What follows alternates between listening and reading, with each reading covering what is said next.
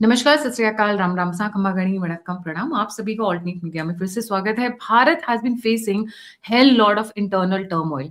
हमारे पास अभी तक एक प्रॉपर पॉलिसी नहीं होती थी टेररिज्म को काउंटर करने के लिए। दिस द फर्स्ट टाइम कि अपर सर्कल्स या policy makers anti terror policy पे काम करना शुरू किए हैं।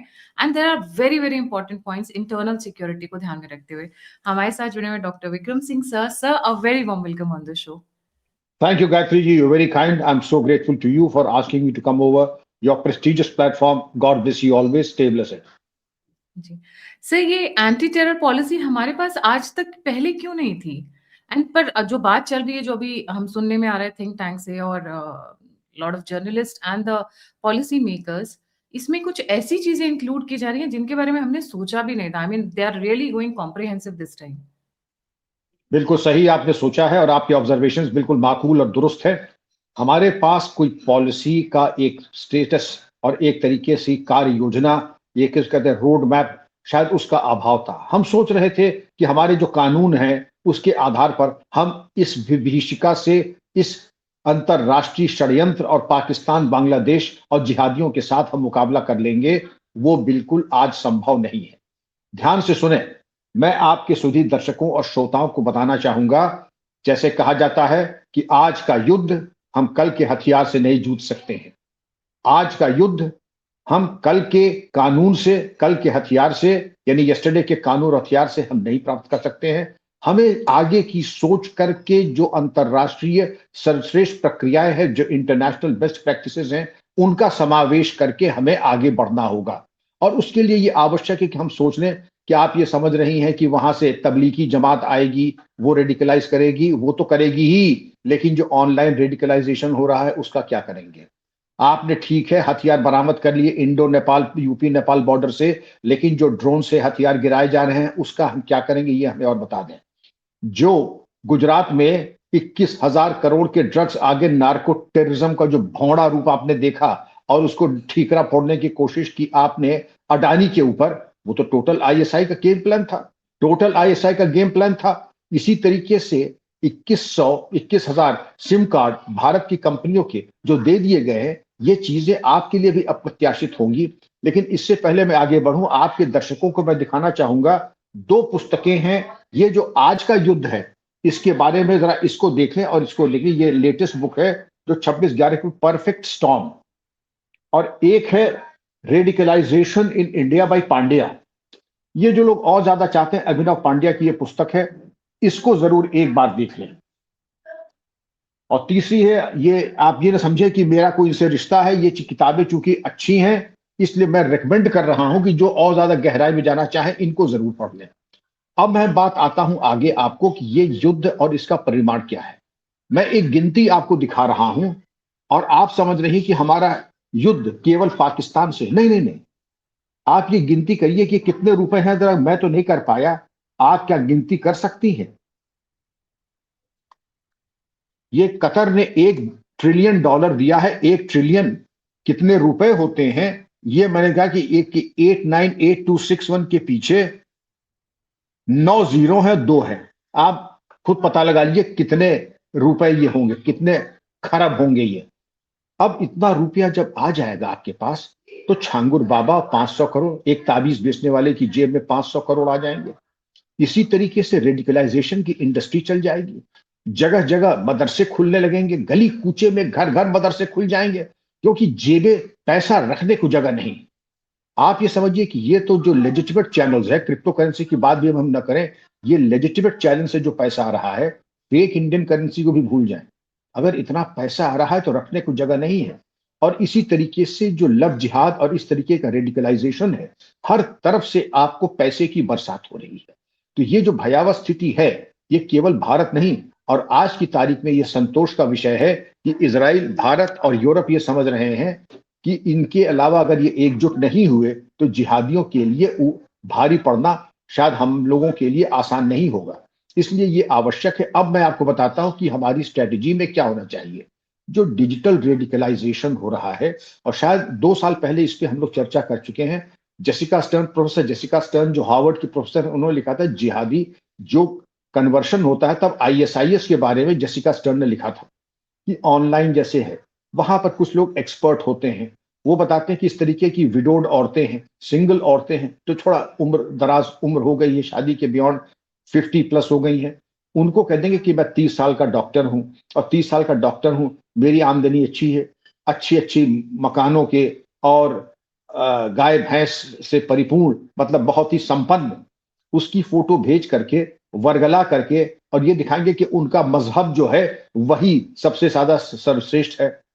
तो अब सवाल ये उठता है कि आपने जो एक वीकनेस में एक तो विडो हो गई होगी, या उम्र के उस कगार पे होगी कि आगे कोई बहुत सुनहरा उसको भविष्य नहीं दिख रहा होगा। तो ऐसे लोगों को वर्गलाने की ट्रेनिंग दी जाती है, कैसे तुम वर्गला लो, कैसे महंगे तोहफे भेजो, महंगे तोहफे भेज करके तुम बात करो, और अपनी फोटो ऐसे है कि आप दिखा दे बिल्कुल बहुत ही हैंडसम, 30-35 साल का कोई नवयुवक हो, वह बहुत हृष्ट पुष्ट। खैर, ऑनलाइन का निकाह कर लो, तुम्हें आने में दिक्कत नहीं होगी, बांग्लादेश रियल लाइफ है, जेसिका स्टर्न की किताबें पीछे हैं। और जब वो महिला ऑनलाइन निकाह करके बांग्लादेश उतरती है, देखती कि वहां 65 साल का एक बुढ़ा, उनका आपका बेटा कहाँ है, उनका बेटा कहाँ, मैं ही हूं आपका दूल्हा, शौहर मैं ही हूं आपका। तो इस तरीके का धोखा फरे, but then it is too late. Bangladesh में पहुंचने के बाद जो पीठ में चाकू पड़ता है, आप समझ सकती हैं कि आसमान से गिरे, खजूर पे अटके, मैं तो ये कहूंगा कि पाताल में चली गई बेचारी, और आत्महत्या की कोशिश की उसने। तो आपको ये देखना होगा कि ये तो हुआ आपका जो रेडिकलाइजेशन, रेडिकलाइजेशन के बाद आपका किस तरीके से, रेडिकलाइजेशन के बाद क्योंकि कन्वर्शन अपने आप होगा लव जिहाद के बाद, लेकिन रेडिकलाइजेशन से आप जो बॉम्बर्स बनाते हैं, सुसाइड बॉम्बर्स बनाते हैं, और इस तरीके की जहरीली बातें कराने के लिए और आपके व्यापार में आपको आगे बढ़ाने के लिए, मैं व्यापार इसलिए कह रहा हूं क्योंकि धर्म का इससे कोई लेना देना नहीं है। वहाबिज्म और सलाफी ये दो मत है, इसके बारे में फिर कभी हम लोग चर्चा करेंगे, लेकिन इसको अगर आप गहराई से देखिएगा तो जो वहाबी लिटरेचर है और सलाफी लिटरेचर है उसकी चर्चा हम लोग बाद में कर लेंगे। लेकिन अगर आप ये देखें कि हाइब्रिड वॉरफेयर, अब आप सीधे आ जाइए हाइब्रिड वॉरफेयर। हाइब्रिड वॉरफेयर का अभी तक तो ये था कि फ्रंट पे हम है, टैंक है, एयरफोर्स है, नेवी है, लेकिन उसके अलावा जो terror, misinformation, funding, disinformation, AI, fake and deep fake, लोगों की जिसको माइंड गेम कहते हैं गायत्री जी, इस माइंड गेम के आगे कैसे चलेंगे, इस चीज को देखने वाली बात है। और इस माइंड गेम में आपको दिखता है कि ये साइकोलॉजिकल वॉरफेयर होता है। ऐसा नहीं कि पहले नहीं होता, पहले होता था, उसकी परिमाण, मैग्नीट्यूड बड़ा लिमिटेड होता था। अब ये मैग्नीट्यूड बहुत ज्यादा बढ़ गया है। क्यों बढ़ गया है? क्योंकि लोगों के पास, मैं एक ये शौक हो गया, पहले आप भी हम टीवी देखते थे दिन में 1 घंटा, आज एक औसत व्यूइंग टाइम हो गया है मोबाइल फोन पे या स्क्रीन पे 6-6 घंटे। तो अगर वो जो कूड़ा करकट अगर हम 6 घंटे उसके थॉट्स को कैप्चर कर लें, तो ये मान के चलिए कि वायरिंग उनकी हो जाएगी। तो जो परसेप्शन होता है लेफ्ट लिबरल का, अरे बड़ा अत्याचार हो रहा है, आपने हिंदुस्तान में देखा कि जय फिलिस्तीन, जय गाजा, आपने भी देखा होगा पार्लियामेंट में लोग झोला लटका के जाती हैं नेत्री, गाजा पैलेस्टीन। लेकिन अगर बांग्लादेश में दीपू दास की हत्या हो जाती है तो उसके बारे में सबके मुंह में दही जम जाता है। कोई ये नहीं कहेगा कि उसके बारे में भी 2 शब्द कह दें, दीपू हम शर्मिंदा हैं, तुम्हारे कातिल जिंदा हैं। और हमारे पास शर्मिंदा होने के अलावा है ही क्या? ऐसे हमने कौन से क्रांतिकारी काम पहले कर दिए? अफजल के लिए जो हमने लाल रेड कारपेट बिछाई, अजमल कसाब को लंबा ट्रायल दिया, खैर उसके बारे में मुझे कुछ नहीं कहना है। अभी जो वस्तु स्थिति है उस पर अगर हम चर्चा करें, तो ये जो आपका माइंड गेम था, कैसे माइंड की थिंकिंग को ऑल्टर करता है, कि आप याद करें कि केरला में एक जन समूह को हमास के एक्स डिप्टी लीडर ने इलेक्ट्रॉनिकली संबोधित किया। हमास से हमारी क्या रिश्तेदारी है? हमास से हमसे मतलब क्या है? और इसमें केरल पे जब हम बात कर रहे हैं तो आप याद करें पीएफआई जो सितंबर 2022 में बैन हुआ था, पीएफआई का बहुत बड़ा योगदान था रेडिकलाइजेशन में, रेडिकलाइजेशन और कन्वर्शंस में, क्योंकि जो उनका गजवाए हिंद था कि 2047 तक भारत को एक इस्लामिक स्टेट में परिवर्तित कर देना है। तो वैसे तो नहीं कर सकते हैं, लेकिन जो उनके सबसे बड़े 3 हैं, जबरन धर्म परिवर्तन, जबरन के बाद लव जिहाद। लव जिहाद की एक इंडस्ट्री ऐसी नहीं गायत्री जी की केवल एक बच्ची के साथ धोखा हुआ है, वो एक परिवार के साथ धोखा हुआ है। और आप देखेंगे कि औसतन आज के परिवार में 1 से लेके 3 बच्चे होते हैं, चौथा बच्चा शायद हमने कम देखा है विगत 15 वर्षों में। और अगर 2 बच्चियां हैं, आज अगर एक बच्ची को लव जिहाद में किसी ने एंस्नेयर कर लिया और कब्जे में ले लिया, तो आधी प्रॉपर्टी का तो हकदार वो हो ही जाएगा। तो बिजनेस मॉडल भी करो धरो दे लेगा कुछ मत। एक लड़की को तुम वर्गला लो, जिहाद में करके उसके बाद तुम कन्वर्ट करो, और फिर जब माता पिता जब गुजर जाएं तो आधी संपत्ति के वो मालिक हो जाएंगे। आपने देखा होगा कि अजमेर के लुच्चे लफंगे जो खोंचे ठेली लगाने वाले थे, पंचर जोड़ने वाले थे, वो कैसे बढ़िया डिजाइनर कपड़े पहन करके आईफोन गिफ्ट करते थे। उनको जिम जाने का खर्चा दिया जाता था, उनको महंगे फोन दिए जाते थे जिससे कि अपनी गर्लफ्रेंड्स को प्रभावित कर सके। गायत्री जी, ये पैसा कहां से आता था? ये यही सऊदी अरेबिया का, कतर का पैसा था, जो उनको पॉकेट मनी के तौर पे दिया जाता था कि तुम वर्गलाओ, और रेट फिक्स हो जाता था, जो रेट कार्ड होता था। ब्राह्मण की लड़की इतना, सिख की लड़की इतना, बनिए की लड़की इतना, और जी, तो वो था डिजिटल वे में ब्रेन वॉश करना, इन शॉर्ट हाइब्रिड। डिजिटल वे में। वो हाइब्रिड वॉरफेयर में ये भी है, और हाइब्रिड में था डिस इन्फॉर्मेशन कि बड़ा जुल्म हो रहा है हमारे यहाँ। आप अगर देखें दीपू की टीवी पे अगर आप जाएं, आप दीपू के बारे में कहीं चर्चा होती तो सीधा अखलाक के बारे में आपने क्या किया? अखलाक को किसी ने इस तरीके से जला करके मारा था, मॉब लिंचिंग हुई, अखलाक की बहुत गलत थी, नहीं होनी चाहिए थी, और पूरा सभ्य समाज भारत का उसी भर्त्सना करता है। लेकिन एक अखलाक का लेकर के उसके बाद उन्होंने कहा, मौलाना ने, सैकड़ों मॉब लिंचिंग हुई है, सैकड़ों। हमने कहा जरा दो और गिना दे, जरा अखलाक के बाद दो और गिना दे। सैकड़ों जो आप कह रहे हैं ना, सफेद झूठ, इसी को कहते हैं कि absolutely white lies, fake and deep fake news. बिल्कुल हमारे मजहब में इसकी इजाजत नहीं है, आपके मजहब में इसकी इजाजत नहीं, तो ये तो कह दो एक बार कि जिन्होंने दीपू के साथ ये किया है उनको चौराहे पे खड़ा करके गोली मार देनी चाहिए। एक ने नहीं कहा। कन्हैया कुमार का जिसने गला रेता, आप कहते थे जिन्होंने गला रेता है कि चौराहे पे खड़ा करके गोली मार दे, इनका कोई इस्लाम से कोई संबंध नहीं है ना, हमारे मजहब में इसकी इजाजत नहीं है। आपके मजहब में इजाजत नहीं है तो ये कह दीजिए जो आतताई हैं उनको चौराहे पे गोली मार दे। किसी माई के लाल ने, किसी मौलाना ने नहीं कहा आज तक। क्यों? अंदर खाने आप ये देखिए, दीपू का जब कत्ल हो रहा था तो पूरे यहां पर विदेश में भी और भारत में भी आप अगर नेट पर जाएं और अगर आप सोशल मीडिया देखें और अगर वो अकाउंट सही है तो खुशी का इजहार किया जा रहा था। जिहादी खुशी का इजहार कर रहे थे।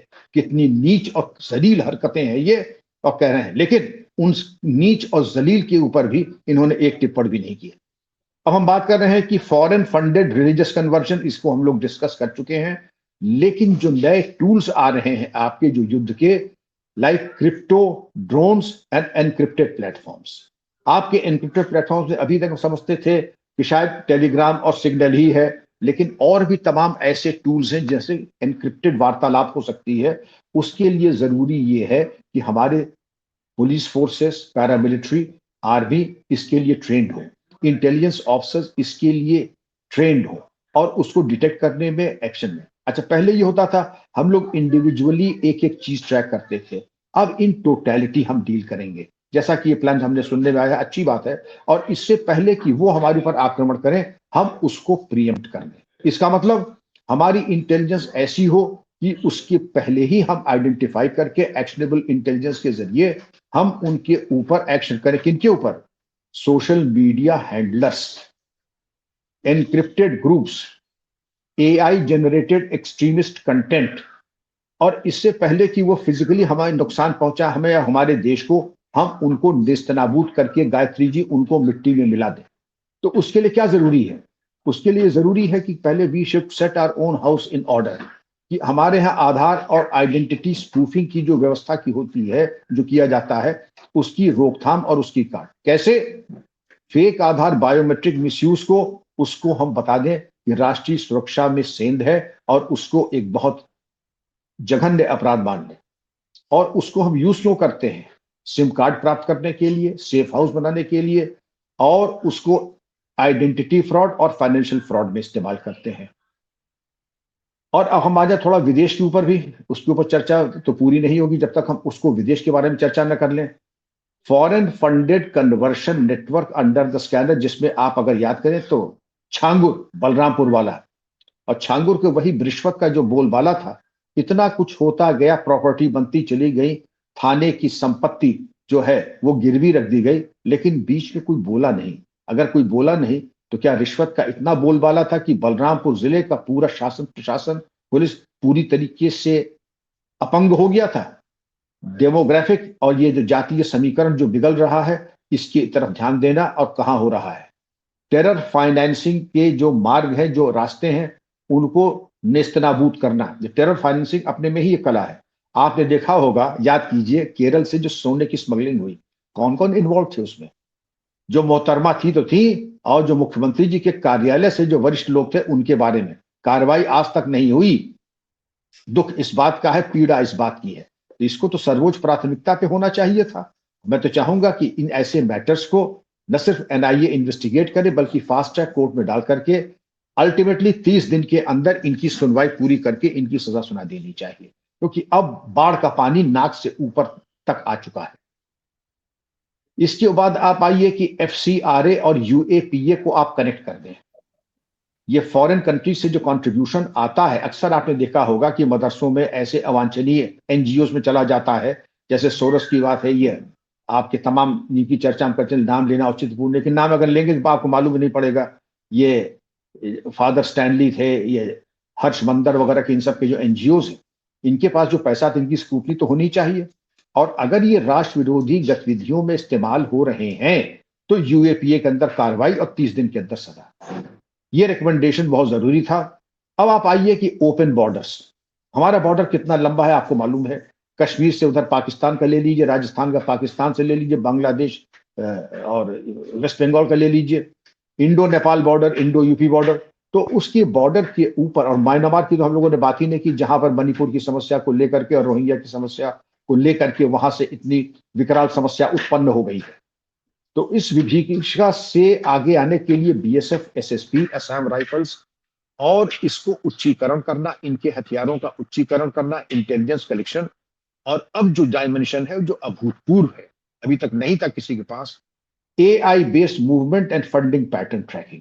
एआई बेस्ड यानी एआई के इस्तेमाल से मूवमेंट भी, आदमियों का भी और धनराशि का भी, इसको, और बॉर्डर का मिसयूज जो टेरर कॉन्स्पिरेसी के लिए इस्तेमाल हो रहा है, तो गायत्री जी इसके ऊपर भी एक समग्र कार्य योजना बनी हुई है, जिससे कि इन टोटैलिटी, अक्सर भ्रष्टाचार के आरोप लगते हैं कि जो बॉर्डर के ऊपर फोर्स है ये भ्रष्टाचार में संलिप्त है, तो उसके मद्देनजर इनके ऊपर वांछित चेक्स और बैलेंसेस भी रखने के लिए, जिससे कि कोई मिसयूज ना हो। अभी आपने सुना होगा कि बांग्लादेश में कोई एक स्मगलर है और टीएमसी का नेता भी है, उसके घर से एक सुरंग जाती है, वो बांग्लादेश में खुलती है जाके, और नियमित रूप से उसमें से घुसपैठी नाजायज बांग्लादेशी और रोहिंग्या उस सुरंग से आते हैं। कौन कौन से हथकंडे ऐसे हैं जो इन लोगों ने हमें छलनी करने के लिए इस्तेमाल नहीं किया। लेकिन बंगाल की सरकार जो है, हमें ऐसा लगता है कि शायद वो कार्रवाई नहीं कर रही जो कि उसके ऊपर करना चाहिए। लेकिन ये संतोष का विषय ये है कि टेरर इकोसिस्टम डॉक्ट्रिन अगर फ्रेम की जा रही है, तो मैं समझता हूं कि ये आवश्यक है और बहुत ही कंटेम्प्रेरी रिक्वायरमेंट है और इमीडिएट रिक्वायरमेंट है इसका, टेरर इकोसिस्टम डॉक्ट्रिन का। और एक केवल एक चीज नहीं कि इसमें केवल जो हमला कर दे, डॉक्टर उमर ने बम फोड़ दिया, बात वहीं समाप्त नहीं होगी। अब डॉक्टर उमर का जो ब्लास्ट है और डॉक्टर शाहीन की गाड़ी से अगर AK-47 मिली, वो शुरुआत है, वो पहला कदम है। और उसके बाद हम जाएंगे कि केवल आक्रमण करने वालों के ऊपर ध्यान नहीं दिया जाएगा, और अब टारगेट होगा कि इनको धन कहां से आया। डॉक्टर उमर, हम मिसाल के तौर पर लें, अल फलाह का धन कहां से आया, शाहीन का धन कहां से आया, उमर का धन कहां से आया, और प्रोपेगेंडा कौन कर रहे थे। और आपके जो टीवी चैनल पे मौलाना बैठते हैं, हमारे बेगुनाह नौजवानों को तंग किया जा रहा है, और वो बेगुनाह जब 12 साल बाद जेल से छूट के आते हैं, उनका खुशकिस्मत है कि छूट गए। हमारा जुडिशियल सिस्टम ऐसा है कि उनको बाइज्जत बरी नहीं किया गया है, सबूत के अभाव में वो बरी हुए हैं। और अगर जिस दिन सीबीआई या मुंबई पुलिस अपील कर देगी तो लेने के देने पड़ जाएंगे।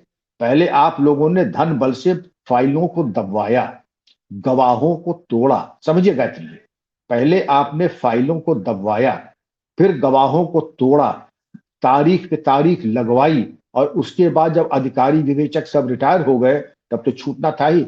और जब छूट गए तो दूसरा नैरेटिव, हमारे बेगुनाह नौजवानों के साथ बड़ा जुल्म हो रहा है। तो हम ये चाहेंगे कि 30 दिन के अंदर इनकी सुनवाई हो, क्योंकि इसका भी लाभ ये जो इकोसिस्टम है लेता है, जो जबरदस्ती हमारे यहां दुर्व्यवस्था फैला रहा है, जिहादिस्ट माइंडसेट का है। डिले, जुडिशियल डिले एक बहुत बड़ा कारण है, एक्विटल का, और एक्विटल के बाद फिर विक्टिम कार्ड। हमारे साथ बड़ा जुल्म हो रहा है, इतने छूट गए, और सैकड़ों 8 लाख, एक के बाद दूसरे का तीसरा नाम मिलना तो मुश्किल, करते सैकड़ों 8 लाख। इनकी लोगों की बातें सुन करके कभी कभी लगता है बड़ी दिलचस्प है, उसको तो बना करके एक सीरियल बनानी चाहिए। ये इन्होंने कहा सैकड़ों 8 लाख, उसके बाद इसमें साहब सैकड़ों हिंदू भी जो है मुलविस है पाकिस्तान के साथ। 3 4 5 10 नाम के बाद आपको 11वां नाम शायद न मिल पाए, जरूर है। माधुरी गुप्ता थी पाकिस्तान की, वो भी थी। इसके अलावा ये जो लड़की थी यूट्यूबर ज्योत्सना, क्या नाम था इसका, ज्योति मल्होत्रा, ज्योति जानता मल्होत्रा। हूं ज्योति मल्होत्रा, ऐसे नहीं। लेकिन जो 99% सैकड़ों हजारों की तादाद में उनकी भी कोई गिनती होगी, उनकी तो गिनती बता दीजिए। अब उसके बाद फाइनेंसर्स के बाद हम आते हैं प्रोपगेंडा करने वालों। प्रोपगेंडा करने वालों में इन लोग जो आजकल टीवी पे बहुत बैठने लगे हैं, विक्टिम कार्ड खेलते हैं, हर चीज पे उनको आपत्ति है कि हमारा जब वक्त आएगा तो हम राम मंदिर को गिरा करके दोबारा बाबरी बनाएंगे। कैसे बना देंगे आप? घर की खेती है, ऐसा ना हो कि हम ही कुछ इंतजाम कर दें आपका। तो ये जो ओवरग्राउंड वर्कर्स हैं, इनको मैं ओवरग्राउंड वर्कर्स कह रहा हूं। स्लीपर सेल की तो बात हम लोगों ने थोड़ा सा किया था, अब ओवरग्राउंड वर्कर्स जो फॉल्स प्रोपेगेंडा, फॉल्स नैरेटिव, और जगह जगह जा करके, अभी आपने केजीएमयू की बात हम कर लें, वहां पर एक लव जिहाद का केस आया है डॉक्टर का, और उस डॉक्टर ने, ये पहला केस नहीं था, दूसरा केस था। पहले भी एक हिंदू डॉक्टर से शादी करके निकाह किया, अब दूसरे को ही बर्बाद तबाह कर रहा है। तो ये डॉक्टर जो है रमीज इसका नाम है, तो डॉक्टर रमीज, ऐसे लोगों के बारे में कार्रवाई अगर हमको करना है तो ये ओवरग्राउंड वर्कर्स इनको सपोर्ट करते हैं। वहां पर जो पैथोलॉजी लैब है, वहां पर जो डॉक्टर है उसने नमाज की छूट दे रखी। मेरी ये समझ में नहीं आ रहा है कि लेबोरेटरी में नमाज पढ़ने का क्या मतलब है। हर जगह नमाज की व्यवस्था है। केजीएमयू के बगल में मैं बता सकता हूं क्योंकि मैं तो रहने वाला वहीं का हूं, 1 किलोमीटर की रेडियस में 50 मस्जिदें हैं, 50। वहां नहीं जाएंगे, वही लेबोरेटरी में पढ़ेंगे, जिससे कि मालूम पड़े अपनी ठसक और अपनी मौजूदगी दर्ज कराने के लिए।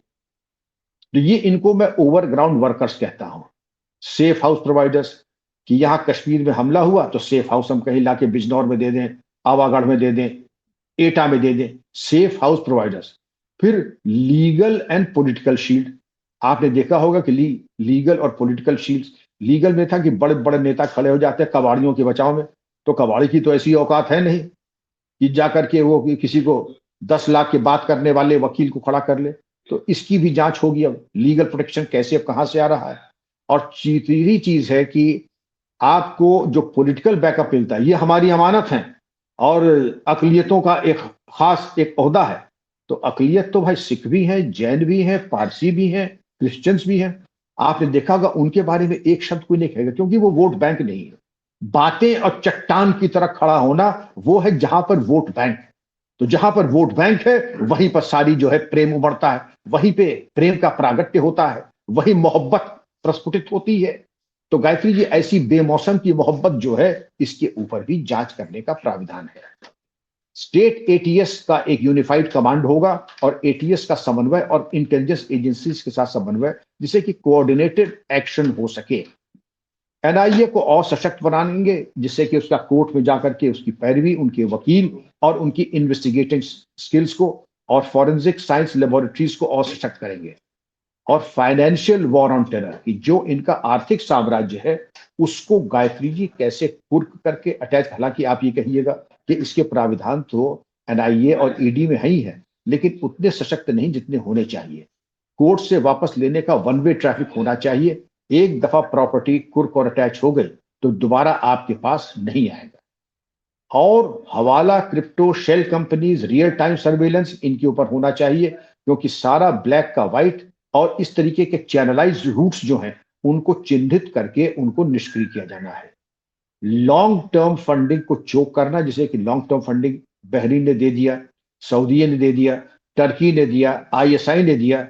और आप ये देखेंगे एक फिलॉसफी है, नो मनी नो टेरर। अगर धन ही नहीं होगा तो चलेगी, गाड़ी में अगर पेट्रोल डीजल नहीं है तो गाड़ी चलेगी कैसे।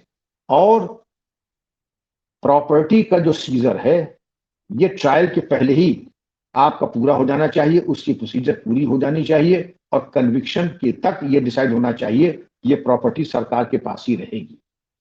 और जीरो पॉलिटिकल प्रोटेक्शन। सबसे बड़ी चीज है कि हमारे राजनीतिक मित्रों के लिए भी एक संदेश होगा कि आइडियोलॉजी, कास्ट और रिलीजन, ये पार्टी पॉलिटिक्स से ये ऊपर उठेगा और भाषण के द्वारा या फंडिंग के द्वारा या मोबिलाइजेशन या क्राउड फंडिंग करके, जैसे शाहीन बाग वगैरह में आंदोलन कर लेते थे ना, वो चीज अब आप नहीं कर पाएंगे। जो एक राष्ट्र विरोधी गतिविधियों के लिए आंदोलन, प्रदर्शन और भाषण होता था, अब ये सब संभव नहीं होगा। लेकिन संतोष का विषय यह है कि अब स्थानीय प्रशासन को जिम्मेदार माना जाएगा इस चीज के लिए और इसको निष्क्रिय और नियंत्रित करने के लिए। और इसके साथ ही आप देखिएगा कि zero legal structure, faster terror code, कि आतंकवाद संबंधित प्रकरण जो होंगे वो day to day fast track court में रखे जाएंगे। जमानत और कड़ी हो जाएगी। यूएपीए की परिभाषाएं और परिवर्तित कर दी जाएंगी और स्पेशल ट्रायल कोर्ट्स होंगी साइबर और टेरर कोर्ट्स के लिए। और भारत अपने डिप्लोमेटिक चैनल्स को और मजबूत करेगा, जिससे कि आपका न सिर्फ terror, conversion, foreign funding, digital warfare और FATF, financial action task force वगैरह से और बायलैटरल प्रेशर, डिप्लोमेटिक तरीके से हम इसको करेंगे। तो ये संतोष का विषय है कि अब एक इन टोटलिटी हम लोग इसके बारे में चिंतन कर रहे हैं, ये आना जरूरी है। और गायत्री जी, ये सोच केवल भारत की अब नहीं है, ये सोच पूरे विश्व की है। और ये कहते हैं कि India and Israel are natural allies, Europe is and India and Israel are natural allies. और इसके लिए ये चीज देखनी होगी कि ये चीज बहुत ही विराट है। क्यों? कि इन भारत पहली बार ऐसे हाइब्रिड वॉरफेयर को एड्रेस कर रहा है। इसके पहले हम ट्रेडिशनल वॉरफेयर और वॉर्स को एड्रेस करते थे, पहली बार हाइब्रिड वॉरफेयर को और फोर्थ जनरेशन वॉरफेयर को हम एड्रेस कर रहे हैं। और ये जी, आप जी बताएं। सर, इसमें एक जो बहुत इंटरेस्टिंग पॉइंट है कि पहले अटैक के बाद में एक्शन होता था, इस बार अटैक के पहले एक्शन होगा, जहां पर भी हिंट बिल्कुल, अटैक के पहले। सबसे बड़ी चीज है कि offence is the best defence. अभी तक तो हम लोग पंचशील, अहिंसा, कोई एक गाल पे तमाचा मारे तो दूसरा गाल दिखा देंगे, ना ना ना, वो फिलॉसफी अब गई है। अब हमें अगर मालूम भी पड़ जाए कि अगला हमारे ऊपर आक्रमण कर सकता है, या शत्रुबोध, एक शब्द बड़ा सुंदर है, शत्रुबोध, हमारे अंदर अब शत्रुबोध आ गया है। हमें मालूम है कि हमारा शत्रु कौन है। तो जैसे इजराइल की फिलॉसफी है, चीन की फिलॉसफी है कि हमारा शत्रु जहां कहीं भी हो, अब अपने को सुरक्षित ना माने, अब अपने को सुरक्षित ना माने, कहीं भी बैठा हो। हालांकि हमारे अब मौजूदा जो कानून है, तीन, भारतीय न्याय संहिता, भारतीय नागरिक सुरक्षा संहिता, उसमें प्राविधान है, एक्यूज अगर न्यूयॉर्क में बैठा है, दुबई में बैठा है, ट्रायल भारत में हो जाएगा, सजा भी हो जाएगी। इन एब्सेंशिया ट्रायल का प्राविधान आ गया है। लेकिन आक्रमण और अपराध के पहले ही प्रीएम्प्ट हम कर सकते हैं, इसकी डॉक्ट्रिन अब तैयार हो गई है। और लॉन्ग टर्म, शॉर्ट टर्म तो हम कर ही रहे थे, लेकिन अब long term internal security strategy आ गई है। और ये अत्यंत संतोष का विषय है, जिसके लिए मैं आपको बधाई देना चाहूंगा कि पहली बार नए साल के पहले एक हमसे कम से कम एक रोड मैप तैयार किया है, जो कि सशक्त भारत को, और जो सपना देख रहे हैं, गजवाए हिंद, ब्लीडिंग इंडिया बाय 1000 कट्स, अब हम उनको ब्लीड करने का समय आ गया है। और हम 1000 कट से ब्लीड नहीं करेंगे। हम जो तुम्हारी भाषा है, एसटीजीसी, क्या कहते हैं, एसटीएसजे, तो जिस भाषा में तुम बात करते हो, हाँ, जिस भाषा में बात करते हो, वही भाषा तुम्हारे लिए भी तैयार की जाएगी। तो कोई गलतफहमी न पाले, ये जागा हुआ भारत है, जागा हुआ शेर है। दरअसल इस बार जिहादियों ने रॉन्ग नंबर डायल कर दिया।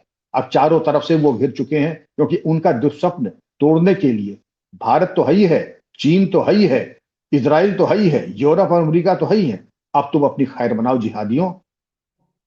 जी, सर, इसमें एक इंटरेस्टिंग पॉइंट और है। पहले अगर एक बंदे ने अटैक किया है तो उसकी फैमिली, उसके टीचर, उसके ड्राइवर, सबको छोड़ दिया जाता था कि लोन वुल्फ अटैक है। अब तो पूरे इकोसिस्टम पे ब्रेकडाउन होगा। पूरे उसके आस-पास इकोसिस्टम के ऊपर, आसपास जो कोई भी होगा, उसकी जहनियत, उसके मेंटल मेकअप, उसके दिमाग की वायरिंग, हर चीज के लिए उसका एनवायरमेंट जिम्मेदार है। इसलिए पूरे इकोसिस्टम को नेस्तनाबूद करने के लिए, टेरर इकोसिस्टम को ध्वस्त करने के लिए ये आवश्यक है। बहुत ही जी। अच्छा ये ब्लूप्रिंट है। इस पे जरूर मैं समझता हूं कि जल्द से जल्द कार्रवाई होगी, गायत्री जी। सर, जितना आपने अभी बताया उसमें अगर आप देखें तो एक बहुत ही प्रोमिनेंट शिफ्ट है। पहले जो पूरा पूरा फोकस था वो था वॉयलेंस के ऊपर। अब पूरा फोकस आ गया है आइडियोलॉजी के ऊपर, डिजिटल फुटप्रिंट्स के और डिजिटल रेडिकलाइजेशन के ऊपर और फाइनेंस के ऊपर। तो पहले हम सिर्फ एंड पॉइंट देख रहे थे, अब हम सारे स्टार्टिंग पॉइंट देख रहे हैं। पैसा कहाँ से आ रहा है, आइडियोलॉजी से ब्रेन वॉश कौन कर रहा है, डिजिटल में ये किससे किससे कनेक्टेड है और डिजिटल कनेक्शंस क्या है। सो हम एंड रिजल्ट से हटकर अब हम स्टार्टिंग पे आ गए कि शुरुआत कहाँ से हो रही है। आप बिल्कुल सही कह रहे हैं। आपने अगर किसी वृक्ष की 4 पत्तियां तोड़ भी ली तो वृक्ष का कुछ नहीं होगा। वृक्ष की जड़ तक पहुंच करके जब तक जड़ से समूल आप उखाड़ नहीं देंगी, जड़ में मट्ठा नहीं डाल देंगी, उसकी जड़ को नेस्तनाबूत नहीं कर देंगी, तो तब तक पेड़ नष्ट नहीं होगा। ये जो धतूरे का पेड़ है, इसको नष्ट करने के लिए ये जरूरी है कि जड़ से उखाड़ करके जड़ में मट्ठा डालना, और वही ये जो डॉक्ट्रिन है और वही ये जो रोड मैप है कर रहा है। और इसके लिए जिसने भी इसके ऊपर चिंतन किया है, फ्रेम किया है, कालांतर में जैसे हर डॉक्ट्रिन होती है, हर लॉ होता है, परिष्कृत किया जाता है, सुधारा जाता है और इम्प्रूव किया जाता है, ये भी किया जाएगा। लेकिन एक बहुत अच्छी शुरुआत हुई है, बहुत एप्लीकेशन ऑफ माइंड है और इंटरनेशनल बेस्ट प्रैक्टिसेस का समावेश हुआ है। और आपको ऑल्टरनेट मीडिया को साधुवाद कि आपके दूर जन जन तक आप इस शुभ समाचार को पहुंचाएंगे। जी। सर, इन्होंने लाइन्स हटा दी हैं, मतलब मैं बोलूँगी लाइन्स मिट रही हैं। चाहे वो वॉयलेंस हो, उसके बाद आइडियोलॉजिकल वॉरफेयर हो या फिर डेमोग्राफिक मैनिपुलेशन हो, तो तीनों को एक बराबर ही माना जा रहा है। पहले क्या था, वॉयलेंस हुआ तो that is only the point जिस पे फोकस रहते थे और लोकल पुलिस इन्वॉल्वड होती थी जब लोकल वॉयलेंस होता था, चाहे वो टेररिस्ट अटैक हो, बॉम्ब अटैक हो या अभी जो दिल्ली ब्लास्ट हुए। अब क्या हो रहा है, अब it is going beyond the local police and national global coordination, चाहे वो एफबीआई हो या फिर आपका इंटरपोल हो, उस तरीके की नेटवर्क्स के साथ कनेक्शंस बनना और उनकी बाकी चीजों को एक्सप्लोर करना, लिंकेजेस को। बिल्कुल सही है। एफएटीएफ वगैरह का नाम हम लोगों ने लिया था, इंटरनेशनल कोऑपरेशन, नेशनल कोऑपरेशन। वरना आप देखें कई स्टेट्स ऐसे थे जो इंटेलिजेंस नहीं देते थे। अब लामोहल्ला आपकी अपनी एजेंसी तो देंगे ही, हमारे सभी स्टेट्स की इंटेलिजेंस कलेक्शन का सेंट्रल पॉइंट होगा और उसके आधार पर फॉलो अप एक्शन भी होगा। तो ये मान के चलिए कि जिहादियों के सारे रास्ते भागने के हो चुके हैं बंद, और बड़े जल्दी बिलों से निकाल निकाल करके इनको नेस्तनाबूद किया जाएगा। जी, बिल्कुल सही।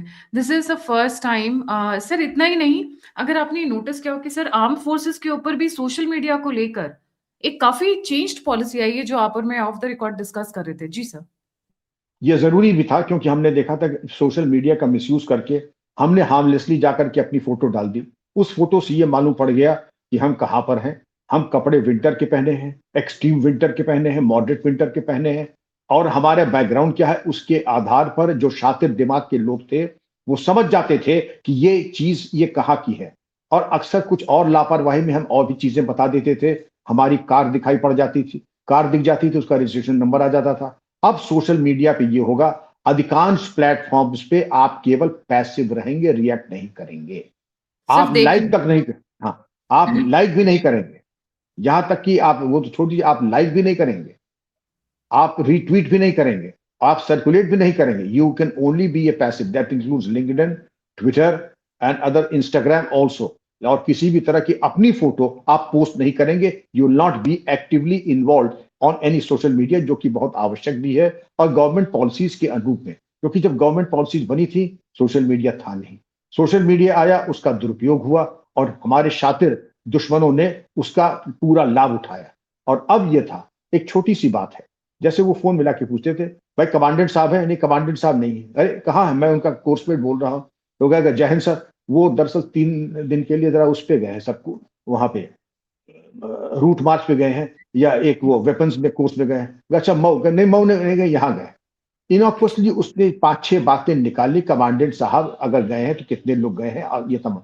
इसी तरह सोशल मीडिया पे भी जा करके तमाम बातें निकाल लेते हैं। इसी तरह अब ये तमाम जो प्रिकॉशंस पहले लिए जा रहे थे टेलीफोनिक कॉन्वर्सेशन पे, वही अब सोशल मीडिया पे आ गए हैं, जो कि हमको उतनी ही बातें करनी है जितनी कि हम जरूरी समझते हैं, और अनजान व्यक्ति तो बात करने का कोई औचित्य ही नहीं है। ये भी एक बहुत अच्छा एक मिशन आया है। जी। सर, लिंक्डइन पे सिर्फ रिज्यूम अपलोड कर सकते हैं, यूट्यूब पे और इंस्टाग्राम पे, एक्स पे, क्यूरा पे no upload only passive, no comment, no like, subscribe, जैसा अभी आपने बोला था। और ओनली मॉनिटरिंग अलाउड है और उसके अलावा व्हाट्सएप, टेलीग्राम, सिग्नल, स्काइप, इस पे किसी भी तरीके की क्लासिफाइड, अनक्लासिफाइड, कैजुअल टॉक कुछ भी अलाउ नहीं है, मतलब टोटल बंद कर दिया है अभी। जी। ये होना भी चाहिए था, क्योंकि कुछ भी ऐसी चीजों में गलत है, एक शब्द भी आप कह दें, एक शब्द भी आप कह दें, उससे बहुत सारी बातें, जो होशियार होते हैं स्पाई मास्टर्स और जो इंटेलिजेंस ऑपरेटर्स होते हैं, बहुत कुछ पकड़ लेते हैं। हमारी एक फोटो से, हमारे एक शब्द से। इसलिए बिल्कुल सही है, इस तरीके का प्रिकॉशन बहुत आवश्यक था। जी। पाकिस्तानी हसीनाएँ सर क्या करेंगी? वो तो सोशल मीडिया से बंद हो गए, तो अब हमारे डिफेंस के पर्सनल तो मतलब एक बहुत बड़ा बैरियर बना दिया है। वहाँ की वो जो एकदम सुंदर बन के 4-4 किलो का हम्म। करके, उनके लिए अब थोड़ा मुश्किल हो जाएगा सर, उनको दूसरे रास्ते गायत्री ढूँढने जी, वो तो महिलाएं भी थी कि नहीं थी, वो लेडी बॉयज थी या आदमी थे, ये जो एआई के तरीके से अपनी शक्ल और आवाज दोनों बदल ली थी। मुझे लगता है 99% केसेस में वो आदमी होते हैं, शक्ल और बोली दोनों कैमोफ्लाज करके बोलते हैं, उसमें कोई महिला वाला नहीं रहती है। जैसे 72 हूरे का ये सपना है, कहीं 72 हूरे कहीं नहीं है। जो कहते हैं ना कि 72 हूरे, किसी को कुछ नहीं मिलेगा, 72 हूरे, छाती में गोली जरूर मिल जाएगी इनको। इसी तरीके से जो पाकिस्तान की आईएसआई ऑपरेटिव्स कहते हैं कि ये खूबसूरत औरतें आकर के हनी ट्रैपिंग करती थी, कुछ नहीं, ये तो मूर्ख है सावन के अंदर जो फंस जाते हैं। अब खैर वो भी चीज बंद हो गई, पटाक्षेप हो गया, अच्छी बात है। सर एक और चीज़ है, क्या ये जो डिफेंस पर्सनल को लेके जो पॉलिसी आई है, why do I see a connection with Jamaat e Mominat? जहाँ पर जमात-ए-मोमिनात वहाँ पे महिलाओं को 4000 महिलाओं को ट्रेन किया जा रहा है इस वक़्त। सो मुझे ऐसा लगता है कि this is precaution in order to avoid any kind of interaction with those women. They have come out on a suicide mission kind of a thing. ये हाफिज़ सईद की सिस्टर ने स्टार्ट किया है। तो आप मुझे याद करें डॉक्टर, हाँ ठीक, आप याद करें डॉक्टर शाहीना शाहीन जो अल-फला में पकड़ी गई थी, वो जमात ए मोमिनात हिंदुस्तान की सदर बनाई गई थी। वो सदर बनाई गई थी, तो जाहिर है कि जहां डॉक्टर शाहीन ऐसी पढ़ी लिखी महिला बनाई जाएंगी, तो उनके दिमाग कितना शातिर होगा। AK-47 उनके पास से बरामद ही हुई, और तमाम चीजें बरामद हुई आपत्तिजनक। तो आप समझ सकती हैं कि ये जो जमात मोमिनात के जो मंसूबे थे, वो बड़े ही एंटी इंडिया और इस तरीके की हरकतों के लिए थे, और उनकी ट्रेनिंग भी इसीलिए की, साम दाम दंड भेद, जो भी कर सको करो और भारत को छलनी करो। लेकिन वो सब चीजें तो ध्वस्त हो गई, तो अब ठीक है, उनका तो जी। चैप्टर ही क्लोज हो चुका है Gayatri ji. Very important step because बहुत सारी पाकिस्तान में महिलाओं को स्पेशली बेवाओं को और वो महिलाएँ जो वीक सेक्शन से आती है जिनको पैसे की ज़रूरत है, जमात-ए-मोमिनात का एक ये दिल्ली ब्लास्ट वाली मैडम भी जो थी वो भी जमात-ए-मोमिनात की हेड थी, इंडिया हेड थी। सो दैट आई थिंक उससे बचाने के लिए ये जो सोशल मीडिया पॉलिसी थी ये बहुत इंपॉर्टेंट थी and it is come well in time I would say because the खतरा बढ़ता जा रहा है। महिलाओं को as a soft launch pad use करके उनको टारगेट किया जाता। जी, thank you so much sir for joining. जाने से पहले व्यूअर्स से रिक्वेस्ट है प्लीज़ लाइक, सब्सक्राइब और शेयर करना ना भूलें और अगर आप मुझसे जुड़ना चाहते हैं तो सभी लिंक्स डिस्क्रिप्शन बॉक्स में हैं और जल्दी से सब्सक्राइब करें। हम 8 लाख की छोटी-सी फैमिली होने वाले हैं जल्दी से। सो बहुत छोटी-सी दूरी पे हैं उस पे। इसी के साथ जय हिंद, जय श्री राम, हर हर Mahadev. Thank you so much sir. Jai Hind, Vande Mataram, Jai Shri Ram. Thank you Gayatri ji.